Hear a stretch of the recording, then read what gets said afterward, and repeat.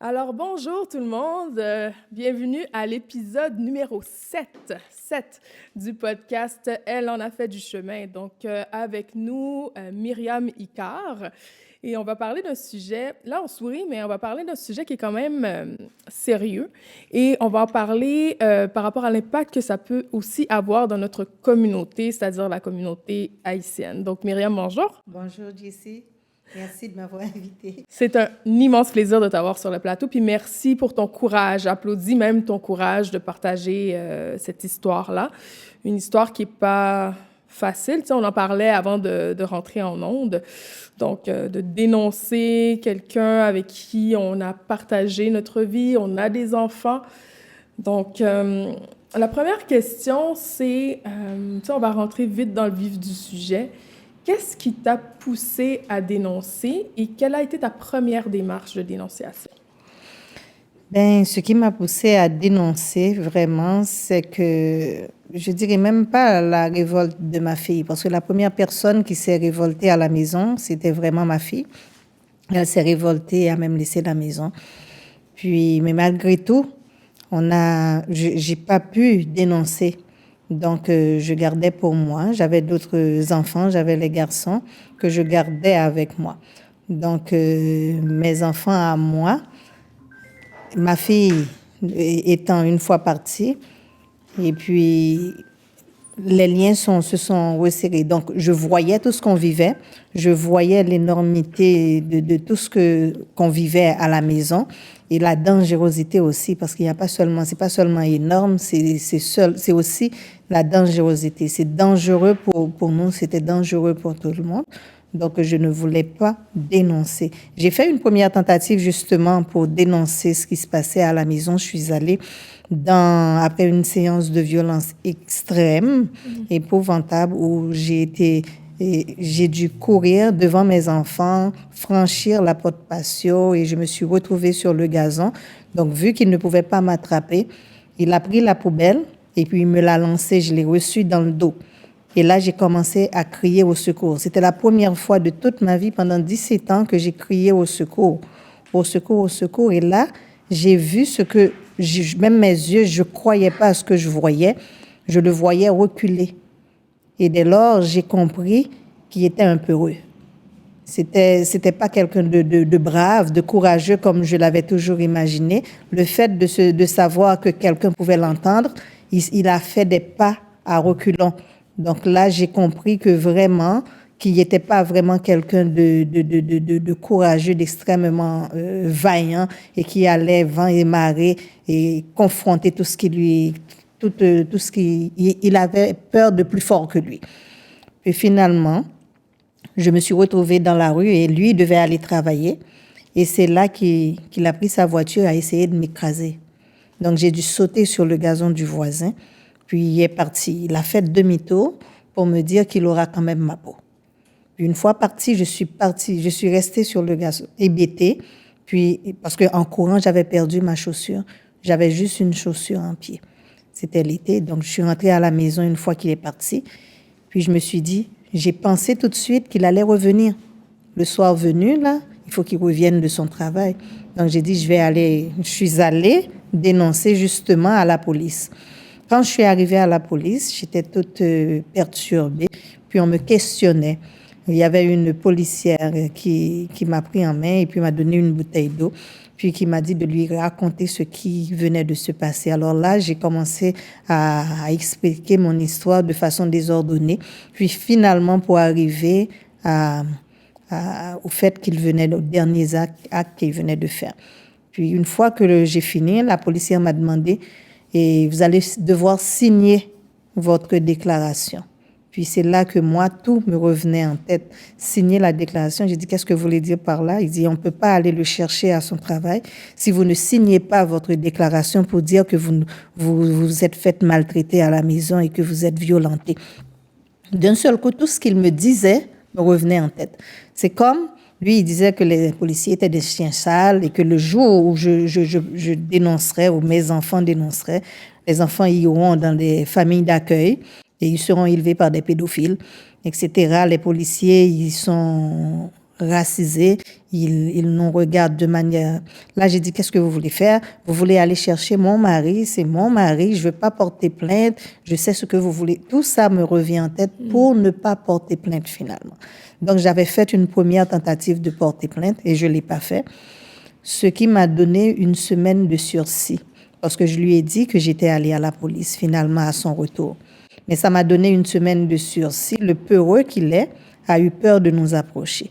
Mais quand il a vu que la semaine s'est passée, il ne s'est rien passé. Puis là, c'est là qu'il a failli m'étrangler pour de vrai. Et ça, c'est tellement long que je ne peux même pas expliquer. Et puis, quand j'ai franchi la porte, moi, j'ai franchi la porte à 3 heures du matin, une semaine plus tard, après l'épisode de la policière. J'ai franchi la porte à 3 heures du matin et j'ai couru le long des rues de la rue Boulevard des Laurentides.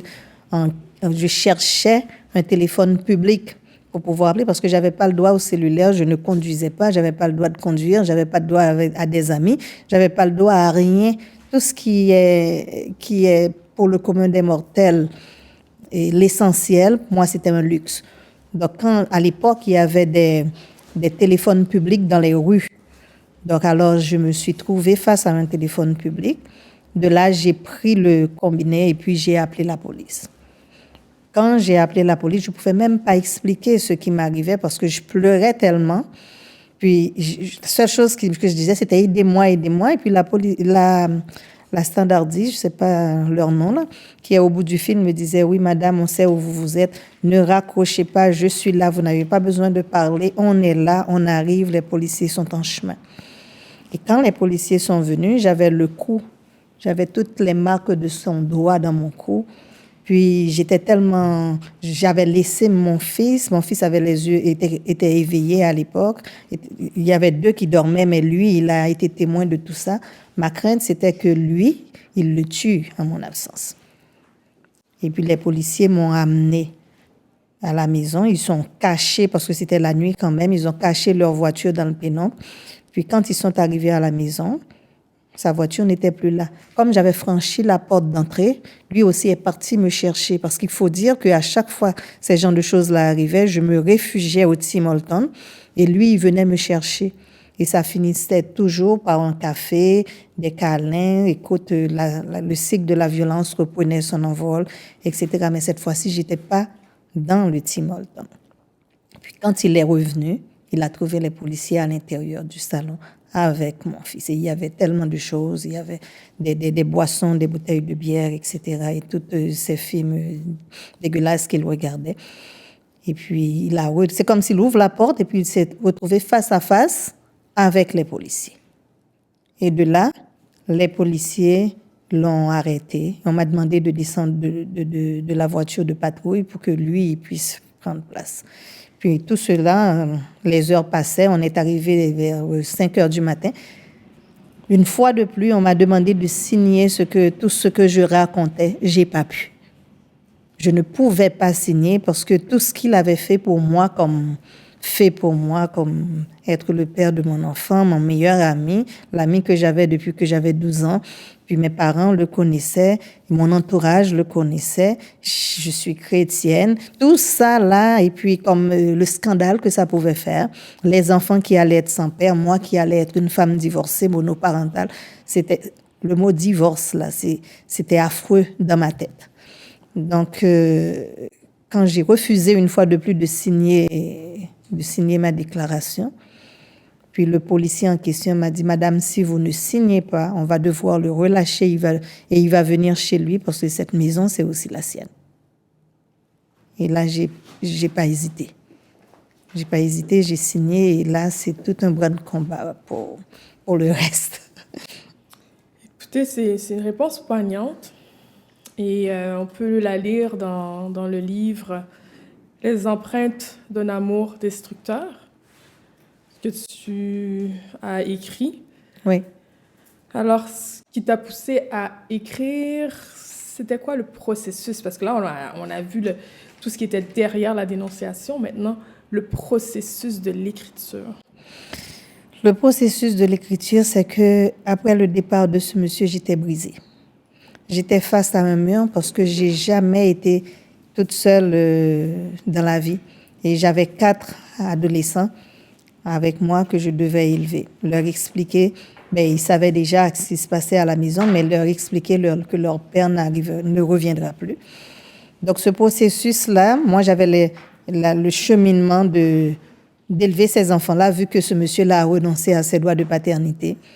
Pour plein de raisons, il a renoncé à ses droits de paternité parce qu'il pensait que en ce faisant, il ne paierait pas de pension alimentaire. Et puis moi, j'étais vraiment perdue. J'ai dû suivre des psychologues. Mes enfants et moi, on a été pris en charge par l'État. On a été considérés comme des victimes d'actes criminels avec l'IVAC et le CAVAC, dont on était bien supportés de ce côté-là. Mais j'étais tellement brisée. C'est comme si on m'avait mis des blocs de béton sur la poitrine. Je ne pouvais plus respirer, mais je devrais être là pour les enfants. Parce que c'était des adolescents et on sait c'est quoi être adolescent. J'en avais 4. Donc, il fallait être là alors que j'étais jamais là pendant leur enfance. Il faut le dire, j'étais là, mais j'étais pas là. Donc, j'étais comme complice de ce qui se passait parce que j'étais pas un enfant. J'étais quand même un adulte. Mais là, je devais me prouver que j'étais une mère. Donc, j'avais ce rôle-là qui m'était totalement inconnu après l'avoir été pendant près de 18-19 ans. Mais c'était l'inconnu pour moi. Puis, il y avait moi aussi. Il y avait la frustration de ma fille aussi, parce qu'elle était là, l'aînée, elle ne comprenait pas que je pouvais accepter de telles choses. Et je devais canaliser cet enfant-là, qui est devenu maintenant ma meilleure amie. Et aussi, les garçons, je devais aussi... Puis moi, dans tout ça, je devais travailler. Donc, j'étais comme je te disais tantôt, c'est comme des blocs de béton. Je ne pouvais pas respirer. Et puis à chaque fois, je me butais à un mur. Parce qu'il fallait, pendant tout ça, il fallait aussi aller dans les tribunaux. Monsieur ne respectait pas les conditions. Il venait devant la maison, il nous faisait des menaces, même au tribunal. Puis là, il fallait tout le temps rencontrer ce monsieur-là. Et l'État qui te disait, il faut toujours porter plainte. Et on n'arrêtait pas de porter plainte. Puis finalement, j'ai vu que tout ça, peu importe le chemin, la route que je voudrais emprunter plus tard dans ma vie, j'avais 42 ans à l'époque, je voudrais emprunter, il va toujours avoir des séquelles. Donc en réfléchissant, je me suis dit, ce sont des empreintes. Des empreintes qui sont, comme on le sait bien, des marques indélébiles qu'on laisse en touchant quoi que ce soit. Il y a des choses qui s'empruntent. Ces choses-là vont rester à jamais dans ma vie. Donc, je me suis dit, si je le mets par écrit, parce que moi, je faisais pas la différence entre l'amour, la maltraitance, la violence. Des fois, je pensais que c'était normal. Parce que j'ai pas eu d'exemple non plus de ça. Je me suis dit que si je peux mettre ça par écrit, ne serait-ce que pour mes enfants, pour qu'ils sachent, ma fille sait plus tard qu'est-ce qu'elle doit accepter d'un homme et ce qu'elle ne devrait jamais accepter d'un homme, pour que mes fils aussi puissent savoir plus tard comment traiter une femme. Et tous les dégâts qu'ils peuvent faire si jamais ils commencent à se comporter comme faisait leur père avant. Donc je me suis dit aussi, puis finalement en le publiant, si ne serait-ce qu'une seule jeune fille, naïve comme je l'étais avant, puisse voir, en lisant ça, puisse se reconnaître dans ce livre-là, puisse comprendre qu'il y a des choses que ne se sont pas l'amour. L'amour ne fait pas mal aux gens. L'amour, ça rend libre. L'amour, quand on est amoureux, on doit pouvoir être bien dans cet amour-là, dans cette relation-là. On ne peut pas changer pour l'autre. Je voudrais pas, que ce soit les garçons ou les filles, mes fils là, je leur dis toujours ça, tu dois pas changer pour elles. Tu dois rester la personne que tu es. Cette personne-là pour qui, lui, il est tombé amoureux ou bien elle est tombée amoureuse de la personne que tu étais avant, pas de la personne que tu vas devenir pour lui plaire. Parce que celle que tu deviens, là, n'était pas là avant quand il t'a connu, ou bien elle t'a connu. Donc, je me suis dit que si ça peut aider au moins une personne, une seule, ce que j'aurais fait, la job que je voulais faire. C'est très touchant. Puis, est-ce que tu penses que tu as touché au moins une vie? Je pense. Oui. Tu as des témoignages? J'ai beaucoup de témoignages. J'ai beaucoup de textos. J'ai beaucoup, mais aussi mes enfants. Mes enfants. J'ai vu, donc elle était déjà forte, Mallory, elle était déjà super forte, mais elle n'accepte pas tout. Elle n'accepte pas tout sous le couvercle de l'amour. Elle n'accepte pas tout, non. Elle est prête à renoncer à n'importe quoi pour être elle-même. Dans le fond, c'est se choisir. Il faut savoir se choisir. Parce qu'on a juste une vie. Et cette vie-là, la journée où on va la perdre, là, il n'y a rien qui pourra la remplacer. Donc, si on se choisit, la personne qui va nous aimer aussi, va pouvoir nous choisir. Parce qu'il y a un dicton qui dit « aime ton prochain comme toi-même ». Mais on ne voit jamais l'inverse de ce dicton-là. C'est-à-dire que si tu aimes ton prochain comme toi-même, tu dois devoir t'aimer toi aussi. Tu ne peux pas rentrer dans une relation sans savoir qui tu es. Apprends à te connaître toi. Et même quand on a fini avec une relation, il y a des relations qui se terminent, et c'est normal. Et ça finit. Mais si tu te connais pas, là, tu vas tout de suite rentrer dans une autre relation et tu vas encore perdurer le même processus qui t'a amené à souffrir. Parce qu'il faut savoir qui je suis. Moi, je suis Myriam. Il y a des choses que j'accepte. Il y a des choses que je n'accepte pas. Il y a des choses que je peux faire des compromissions là-dessus. Mais il faut que dans cette compromission-là, il faut que je pense à moi. Effectivement. Puis tu as beaucoup cheminé. Hein? Oui, ça, je ne le savais pas. Ça m'a pris 50 ans pour le savoir. Donc, actuellement, j'ai 5 ans. Je vais avoir 52 ans bientôt.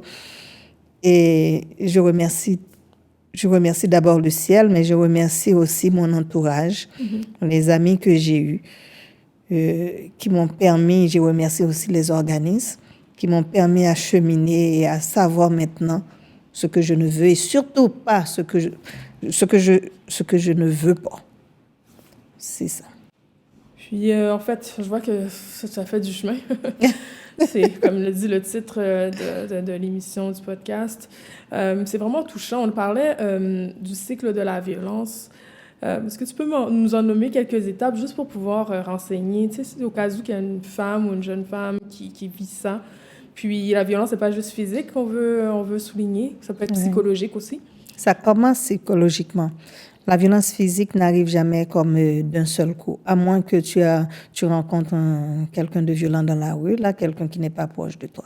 Mais le cycle de la violence, pour répondre à ta question, c'est comme ça commence par l'agressivité. L'agressivité, quel genre d'agressivité? C'est pas une agressivité physique, c'est comme verbal. Des petites remarques à quoi qu'on porte pas attention. Donc, sur notre façon d'être, notre façon de nous coiffer, notre façon de nous habiller. Je veux pas que tu portes du maquillage, je veux pas que tu portes des boucles d'oreilles.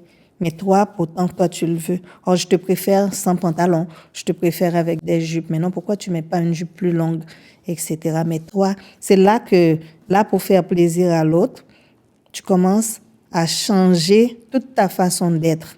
Ça ne veut pas dire que si tu es dans une relation, la personne te dit je te préfère, si on sort ensemble, j'aurais préféré que tu portes l'autre tenue. Mais pour une fois, là, c'est correct. Tu comprends? Mais ça ne se peut pas que tout ce que je porte actuellement te déplaît, alors qu'avant, tu disais que tu m'aimais. Pourquoi tu m'avais aimé alors que j'étais de même? Tu vois ce que je veux dire? Donc, ces genres de choses-là, une fois que tu commences à les accepter, chaque jour, tu acceptes. Puis là, je te trouve moche. Ben là, à quoi tu ressembles? Là? C'est comme ça. En ne disant rien, ça va augmenter. Ça augmente, puis ça va finir par un gifle. Et quand ça commence à arriver jusque-là, des fois, la personne commence à t'éloigner de tes proches. Toutes les gens à qui que tu pourrais dire que, écoute, il s'est passé quelque chose, avant que ça arrive physiquement, qu'il arrive physiquement à te frapper, il va commencer à t'éloigner de tes parents. Oh, ta sœur, là, c'est une personne que je n'aime pas du tout, elle ne m'aime pas, etc. Toi, tu vas commencer par voir tous les défauts, même les moindres, une phrase, peu importe la phrase que la personne a, tu cherches des mauvaises intentions à cette personne-là, justement, pour plaire à ton homme. Puis c'est de là que tu commences à t'éloigner des personnes qui avaient de l'intérêt pour toi. Et puis, j'ai parlé de l'agressivité, et c'est comme ça que ça a commencé. Une fois que ça commence comme ça, jusqu'à ce que ça arrive à la phase de la lune de miel. Et quand tu arrives dans la lune de miel, c'est comme si cette personne-là te permet de respirer. Elle te permet de respirer, et ça, tu attends cette lune de miel-là comme si c'était de la manne. Donc, tu aimerais que ça perdure dans le temps, mais ça ne va pas perdurer parce qu'elle te donne juste le temps pour tout reprendre un souffle, et puis, bam, ça recommence. Ça recommence dans l'agressivité, comme te dénigrer, etc. Il n'y a rien jusqu'à ce que ça prenne de l'ampleur. Et puis là, toi, tu te retrouves à demander pardon pour des choses que tu ignores avoir commises, pour des fautes que tu n'as jamais faites. Mais là, tu te sens coupable, tu te sens moche, Puis là, jusqu'à ce que encore ça recommence. Et plus on avance dans cette phase-là, dans la violence conjugale, plus la personne se sent à l'aise. Elle se sent confortable dans sa malversité. Là, des fois, elle saute des phases. Elle saute la phase qui est la phase de réconciliation que toi, tu attends.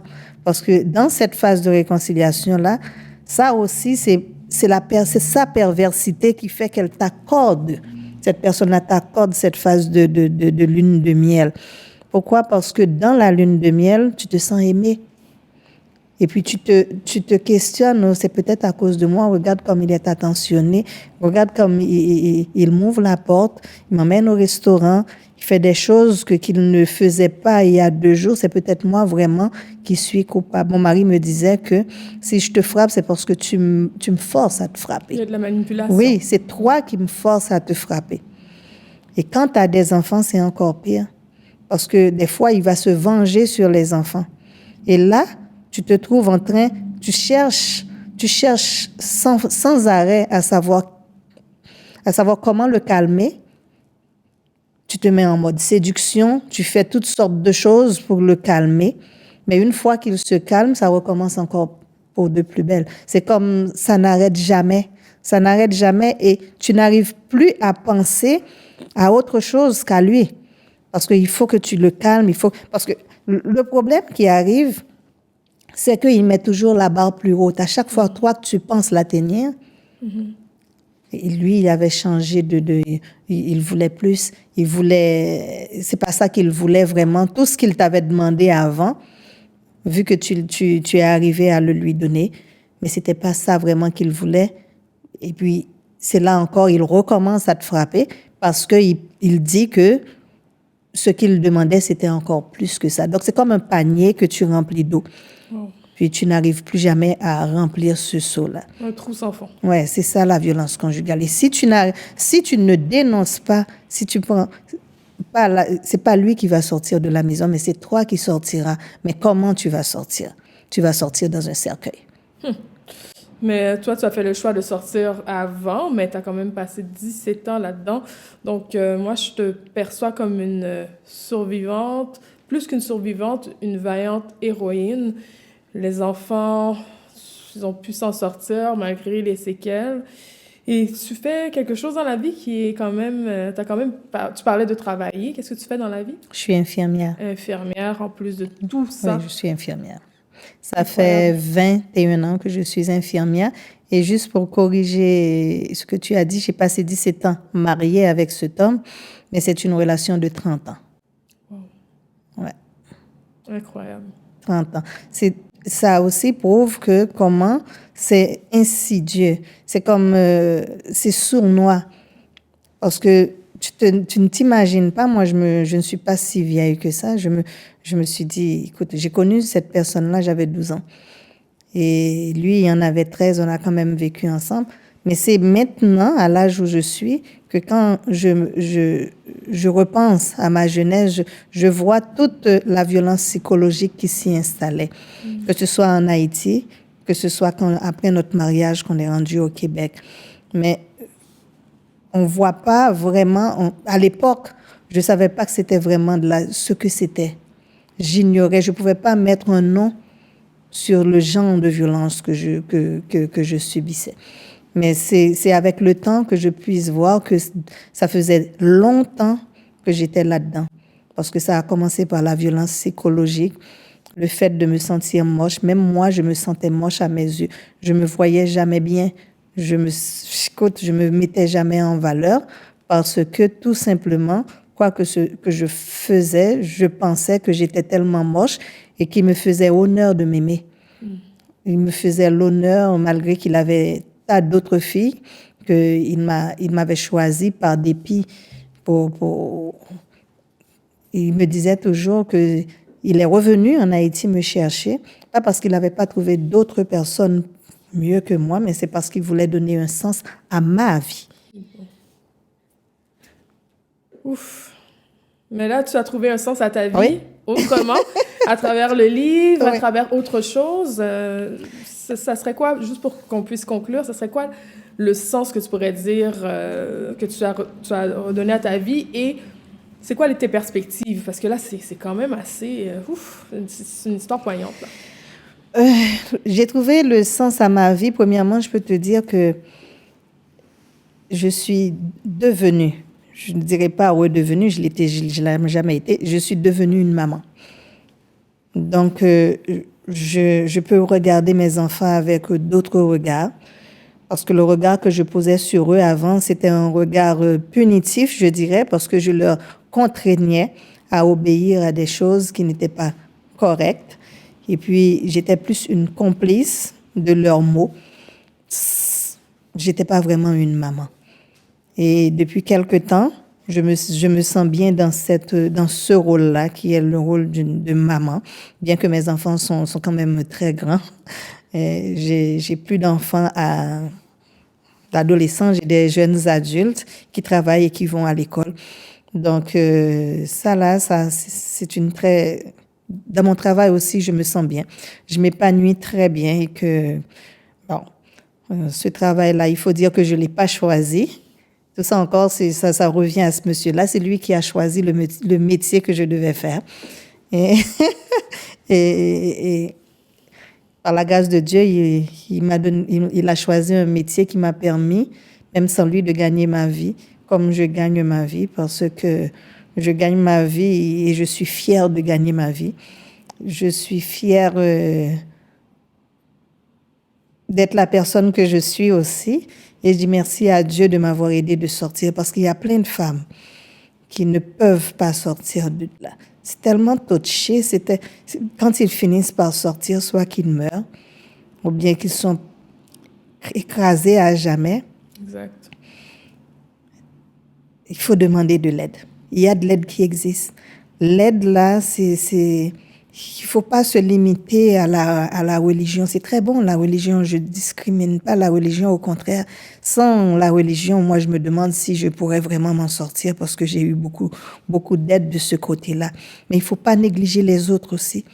Parce que les autres aides que la société québécoise peut nous apporter, c'est énorme. Tout ça, là, ça fait un tout. Parce que vraiment, au Québec, pour les femmes en difficulté comme moi, il n'y a pas de justice. Il n'y a vraiment pas de justice. C'est comme tu tournes en rond. Puis pour finalement te trouver, mon mari a eu quoi? 1 an d'éloignement. 1 an d'éloignement, et puis il est capable, il peut passer où il veut. Il connaît mon adresse. Il m'a fait savoir qu'il sait où j'habite, etc. Même quand tu appelles les policiers, ils disent qu'ils peuvent rien faire. Donc, avec le temps, je vois 10 ans, ça fait 10 ans que je ne suis plus avec ce monsieur-là. Il y a beaucoup de progrès qui ont été faits de ce côté-là, mais il faut continuer à faire des progrès. Et pour que les gens, le gouvernement puisse faire ces genres de progrès-là, faire progresser cette cause, il faut qu'on dénonce. Il faut qu'on dénonce. Et quand on dénonce, croyez-moi, ces gens-là sont des peureux. Parce que les hommes qu'on croit forts et que si on dénonce, ils vont nous tuer, oui, il y en a qui peuvent le faire. Mais il faut aussi qu'ils savent que nous, on peut aussi dénoncer. Notre force à nous, c'est de trouver de l'aide. Et si on trouve de l'aide, on peut aider nos enfants. Parce que dans un foyer ou un foyer dysfonctionnel comme était le mien, les enfants sont négligés. Ce sont des enfants qui grandissent dans des terrains minés. C'est comme des enfants, des fleurs qu'on arrose avec de l'eau polluée. Oui, parce que je parle des séquelles sur moi, mais il y a beaucoup de séquelles sur la vie de mes enfants. Oui. Il y a beaucoup de séquelles. C'est des enfants à l'école qui peuvent pas travailler. C'est des enfants les miens sont devenus de bons travailleurs, mais à l'école, ça progressait pas bien. Okay. Donc, il faut dénoncer par amour pour nos enfants, par amour pour nous autres. Donc, il faut nous aimer plus qu'on aime nos hommes. Et je vais le redire, c'est pas parce que je suis contre le mariage, c'est une très, très, très belle chose. Être marié avec quelqu'un qui vous aime. Oui. Mais si on est marié avec quelqu'un qui nous maltraite, ce n'est pas de l'amour. Il faut que le monde fasse la différence entre être aimé et être maltraité. Sur ce, merci beaucoup. Merci à toi. Merci beaucoup.